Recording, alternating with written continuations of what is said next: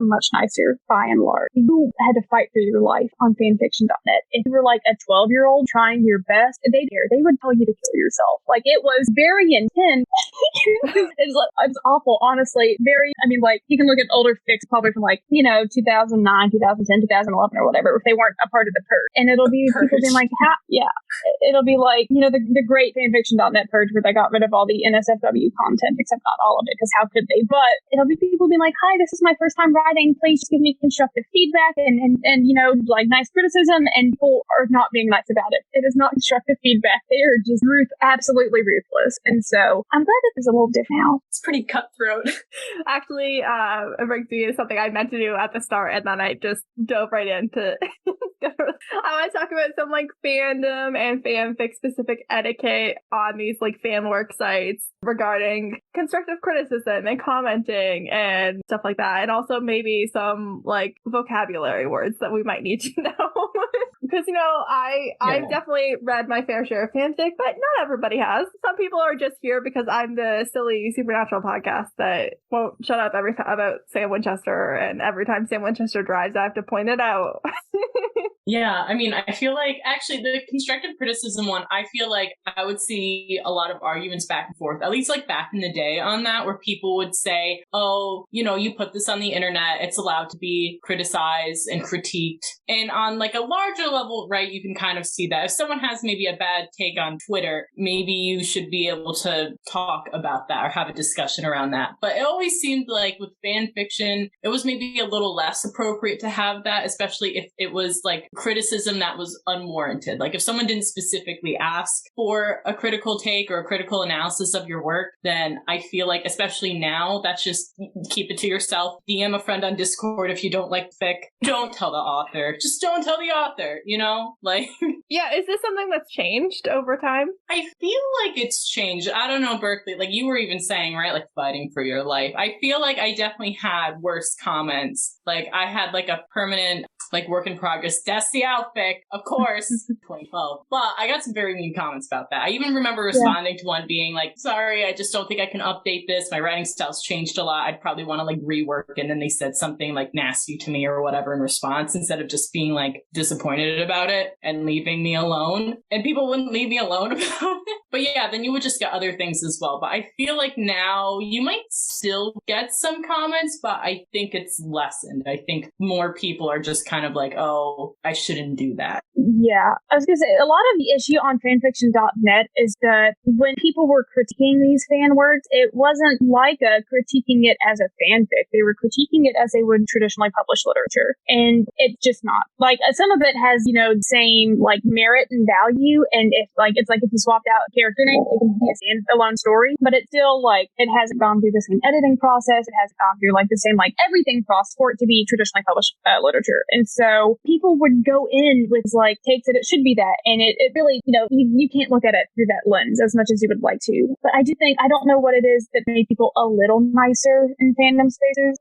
Of course, this is a general statement. And I know that there are pockets of not good everywhere and that people are going to be vile if you're a vile person everywhere. However, I haven't had the urge to fake my death in a little while. And that's why I faked my death in the first place, was because people were being mean. And I was like, fine. I feel like you have told this story before, but was there a specific thing that made you decide, okay, today's the day, I'm faking my death? Very proud, by the way. Thank you. I don't know if there was anything specific. I just remember, I think it had been a little while. Probably, I say a little while, and I realize now it's nothing compared to how much in between, how much time in between updates can happen. But what it was realistically for me was the fact that I didn't get diagnosed with ADHD until I was 21 or 22. And so, 10 years ago when I was in high school, definitely didn't have any idea. Didn't know I was hyperfixed. And so when all of a sudden I'm no longer interested in person yet, I was like, what do I do? And I had a small but devoted little horde of what I'm assuming were other 14-year-olds reading this story. And I was like, I can't disappoint them. And I'd seen the mean comments on other fanfics, and I was afraid that I was going to get even more of those because I had a few already. And so yeah, just instead of ghosting or posting an update, being like, yeah, I'm not going to update anymore, I was like, all right, I'm just going to tell everybody that I died. That'll fix everything. It fixed nothing, but it is a fun story that I can tell. So this is the thing I've always wanted to know, and I didn't really know that I always wanted to know until right now. What was the response? In the immediate aftermath? How many people believed it, and how many were grieving? So many and so many. I feel bad about that. That was like, looking back now, I can be like, it was tacky for me to do. Okay, so I don't think the faking my death part was tacky. It was the fact that I fed John Green The Fault in Our Stars, the natural I died of cancer. That was tacky. I will admit. I could have picked a little better way to go. We all had a little manic pixie dream girl moment during the John Green era. It's fine. But yeah, I mean, people were despondent. It was kind of validating. It was really nice, though, for like my ego, for my self-esteem, to have so many people be like, God, I'm so sorry. She was such a brilliant writer. No, I wasn't. I was 14. This is full of comma splices and run-on sentences. I promise it is not a pivotal work of literature. But yeah, I'm looking at it now on my phone, actually. Oh my. So let me see. I've been writing since I was like 11 or 12, and I still don't know how a comma splice works. I'll be honest. Feels it's right. Fine. You go with what feels right. Yeah. Just go with the vibe. And then you put a hyphen in there, too, just to spice it up. I measure commas and hyphens with my heart. And if you're really confident, sometimes you use a semicolon. Semicolon is beyond my ability. I've used one like a few times on assignments, and like there was a couple times where the teacher was just like, and this person correctly used a semicolon. And I was like, I'm a prodigy. Actually, not like faking my death, but I did leave, like, and I listened back to it immediately, and I was like, you need some help. But I was going on a trip. I was like taking a flight, and I had to voice message my friend and be like, this is my AO3 password. I'm having some anxiety about the flight. In case it goes down, please let them know. I listened back immediately, and I was like, I can't take it back. But we met through DMing on fanfiction.net because of DSDL fanfiction, and we've been friends for like a decade, so, you know, it's fine. Note to self, I have to leave all of my passwords somewhere where Meredith can find in case I There die. you go, exactly. I don't have any of them. Just in case. I mean, yeah, just in case, you know, there's this podcast and my ongoing fanfics and probably some other shit. Please make a pinned TikTok video to direct people to. I'm gonna leave Meredith a TikTok in my draft. So it'll just be in your will. And to Meredith, I leave all my passwords. Oh my god, yeah. I have found, so this is the first comment. So apparently the date of death, December 15th, 2012. Oh my and god. The first comment, and I'm looking at now and being like, oh, they did the exact thing that I did. Because it says, I am so sorry for your loss. I know how it feels because my 2 triplet sisters and my mother died of lung cancer 3 years, 2 months, 15 days, and 7 hours ago. That's a lot of lung cancer. Yeah, a lot of lung cancer. Not enough. The pain fades a little, but never truly goes away. Know that I am praying for you, and I hope you stay strong. R.I.P. Absolutely another 14-year. Yeah, definitely. I'm sorry, you said December 15th, and my first thought was, no, not around Christmas. Oh no! They gotta return those gifts. And then it's 13 more pages of that. That's incredible. I hope that person's doing okay. I hope that they are now also an adult. Yeah. Living their best life. Yes, in between all of the condolence messages, some of them are like, leaving this, or like, this is fishy. And I'm like, yeah, of course it's fishy. It's fake, but like, good on those for picking it up, you know? Have there been comments since you returned to the internet and started telling the story? Oh yeah. Especially because randomly back in January, I did update for the first time in 10 years. It's not a good update. It's amazing. Like 138 words and does involve random impreg. I was going to say untagged, but it's fanfiction.net, so there was no way to tag it. What was I pulling it up again to look at? I've forgotten.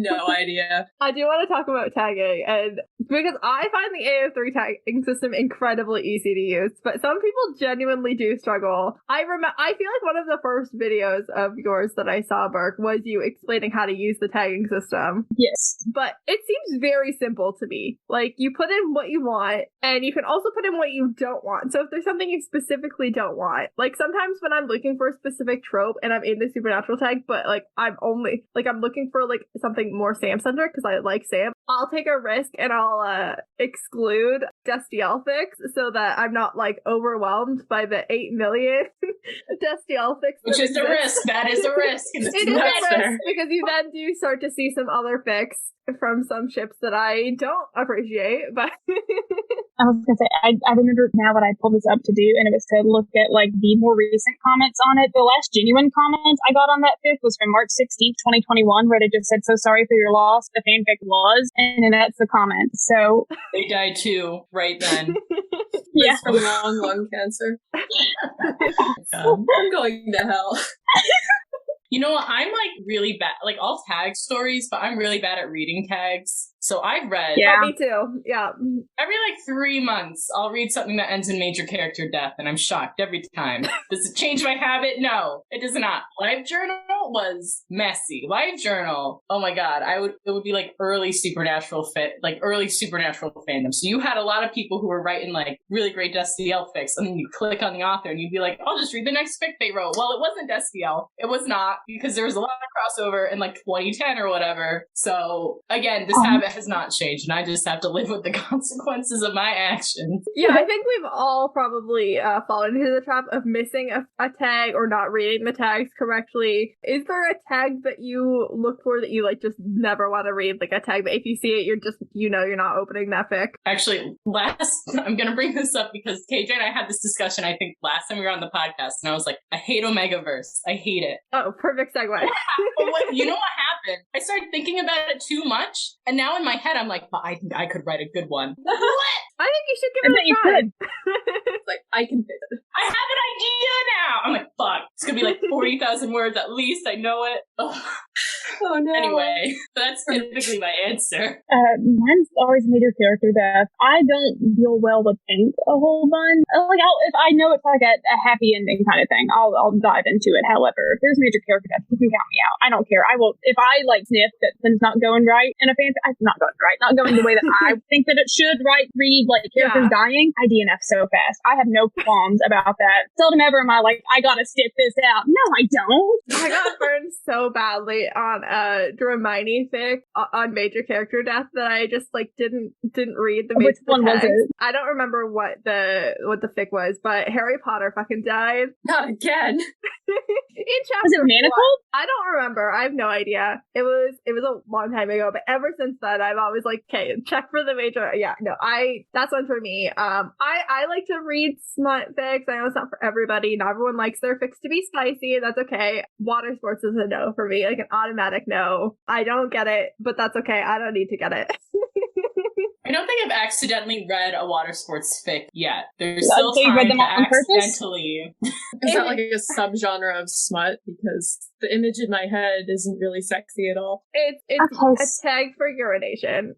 Yeah. Right, all you had to say was yes or no, but now I have details. I could see that Berk was about to explain it, and she's had to explain it too many times.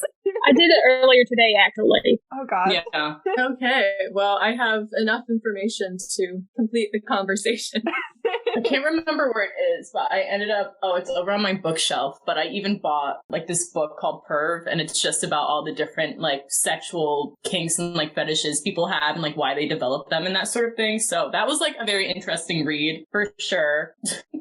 I can't remember what it says about water sports. There's a lot of shoe things though, for sure, in that book. I'm gonna like speculate. I feel like water sports probably has something to do with degradation, like at least a little bit. That's got to be what that is. I don't know. But like, I actually, okay, so Jen segued us right into Omegaverse, and like, let's just lead into it. That's I don't mind reading the occasional Omegaverse fic. I've read some really good ones. But because they are so usually smut heavy, you do get the occasional like kink that you're not expecting, and if you don't read the tags carefully, like I don't, then sometimes you get surprised with one you're not expecting.